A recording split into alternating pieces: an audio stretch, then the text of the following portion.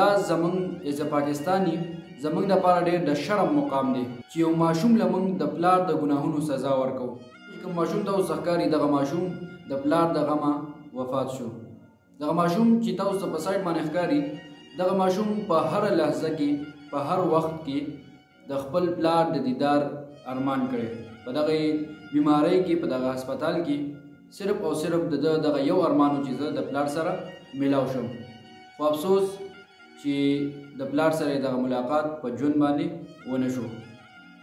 عباد فاروق چې د ده پلار دی، هغه په 9 مۍ په واقعاتو کې ملوث و چې د هغې د وجې نه دغه ګرفتاریانې د دوی په کور باندې به چاپې وي.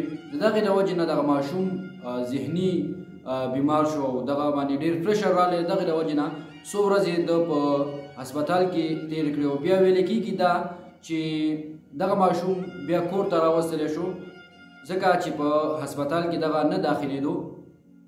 که چېرې دغه شانتې وي چې په هسپتال کې دغه نه داخلو، نو دا زمونږ ایز پاکستاني زمونږ دپاره ډېر د شرم مقام دی چې یو ماشوم له موږ د پلار د ګناهونو سزا ورکوو. یقینا چا چې هم دا خبر اورېدلی په دې ماشوم باندې به ډېر زیات خفه شوي. هر انسان په دې باندې خفه شو. ما چې په خپله دا خبر واورېدو ډېر زیات خفه شوم. تاسو دغه ماشوم ته وګورئ، د ګل په شان ماشوم نن د دې دنیا نه لاړی. د پلار سره د دیدار په ارمان باندې دغه ماشوم د دې دنیا نه لاړی.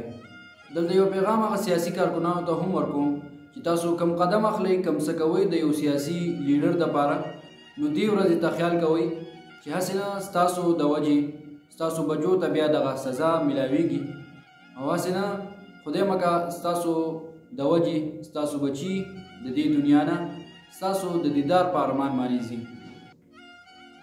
نو کله چې یو کار کوئ، همیشه د هغې نه مخکې سوچ کوئ چې هسې نه دغه په دغه کار باندې په دغه قدم اخیستو باندې بیا زه وروسته پښیمانه نه یم چې دغه زما لپاره د یو غټ نقصان باعث ونه ګرځي. یوه سیاسي پارټي، یو MNA، یو MPA هم بیا چاته ودرېږي نه.